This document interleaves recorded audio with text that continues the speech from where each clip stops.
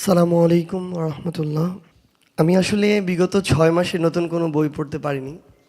তো আমি যখন প্রথমেই অনেক দিন পর একটা নতুন বই হাতে নিলাম, তো এটা তো শুধু বই বললে আসলে বলাটা কিছুটা ভুলও হবে। পবিত্র কোরআন মাজিদের একটা সারমর্ম চোখের সামনে।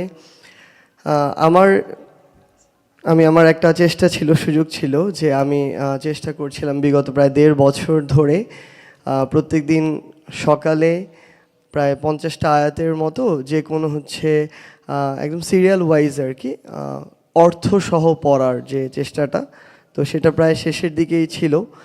তো সেই জায়গায় আমি যখন এই বইটা হাতে নিলাম, আমি দুইটার মধ্যে একটু পার্থক্য করছিলাম আর কি। তো একটু আগে হুজুর যেভাবে বললেন যে আমার কাছে মনে হয়েছে এই বইটা হচ্ছে আমাদের বই। মানে এই অভ্যুত্থান পরবর্তী সময়টা হচ্ছে এমন একটা সময়, এর আগে চোখের সামনে একটা দেশ, রাজনীতি, এসব প্রেক্ষাপটে নেতৃত্বের জায়গায় আমরা যদি চিন্তা করতাম, যে বয়সের মানুষগুলো চোখের সামনে ভেসে উঠতো, এই বয়সটা হচ্ছে 40, 50, 60, 70 এমন।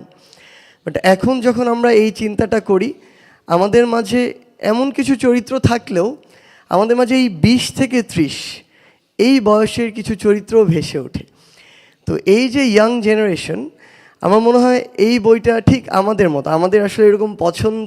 আমি একটু আগে দেখছিলাম যে সূরা বাকারা 286 আয়াত প্রায় পাড়া অতিক্রম করে চলে যায়, এখানে 6টা পেজে লেখা। আমি এই 6টা পেজ একবার পড়লাম বসে বসে। তো আমার কাছে মনে হয় যে একটা সামগ্রিক একটা সামারি আমার মাথায় এখন আছে, মূল মেসেজটা আমার মাথায় আছে।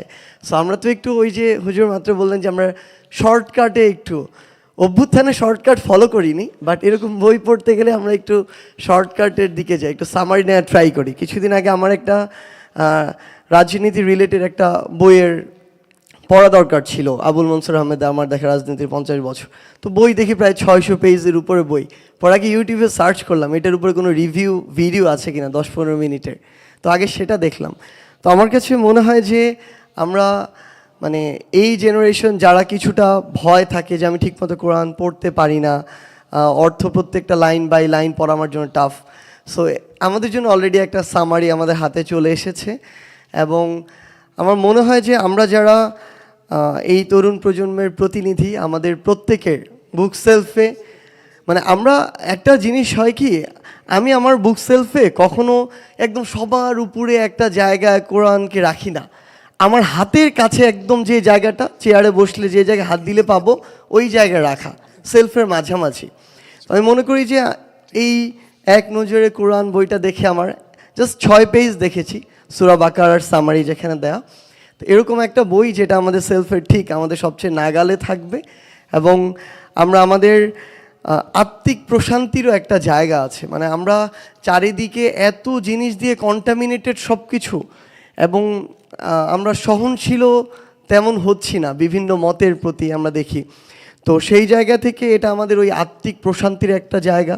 এই এক নজরে কোরআন আমাদের নিজেদেরকে সমৃদ্ধ করার জায়গা, এবং সবচেয়ে গুরুত্বপূর্ণ হচ্ছে আমাদের স্কুল কলেজ লেভেলের যা স্টুডেন্ট, তাদের সামনে যখন এরকম রঙিন বই বিভিন্ন ডিজাইনের সামনে থাকে, তখন এটা ইন্টারেস্টিং লাগে আমাদের কাছে। তো আমার মনে হয় যে আমরা আগামীর বাংলাদেশকে যে জায়গায় স্বপ্নটা দেখি, তরুণ প্রজন্মকে যে জায়গায় দেখতে চাই, এই তরুণ প্রজন্ম কিন্তু অনেক জায়গায় অনেক রকম কথা বলতে পারে, ট্রু, কিন্তু ইসলামের প্রশ্নে, আমার নবী মহানবী সাল্লাল্লাহু আলাইহি সাল্লামের প্রশ্নে, ইসলামিক মূল্যবোধের প্রশ্নে বিন্দুমাত্র কোথাও এদিক থেকে ওদিক হলে সবাই একসাথে জেগে ওঠে। সো এই জায়গাটা খুবই ইম্পর্টেন্ট, এবং এই জায়গায় আমাদের ভিতর থেকে আরও ওন করা, জেনে শুনে পড়াশোনা করে ওন করার জন্য আমার মনে হয় এটা আমাদের একটা সহজ পাঠ হয়ে থাকবে। এবং স্কুল কলেজে যারা স্টুডেন্ট, তাদেরকে অ্যাট্রাক্ট করা, তাদের কাছে পৌঁছে দেওয়ার জন্য আমরা আমাদের জায়গা থেকে এইটুকু দায়িত্বও নিচ্ছি যে আমরা এই কাজটুকু করব। এবং আপনারা আমাদের জন্য দোয়া করবেন। আমরা ভুল করছি, ভুল থেকে শিখছি, কিন্তু আমার শেখার এই মানসিকতা আমাদের আছে। আমাদের জন্য দোয়া করবেন। আমরা বিশ্বাস করি খুব বেশি দিন নয়, হয়তো 1 থেকে 2 মাসের মধ্যেই এক নজরে কোরআন বাংলাদেশের প্রত্যেকটি ঘরে থাকবে।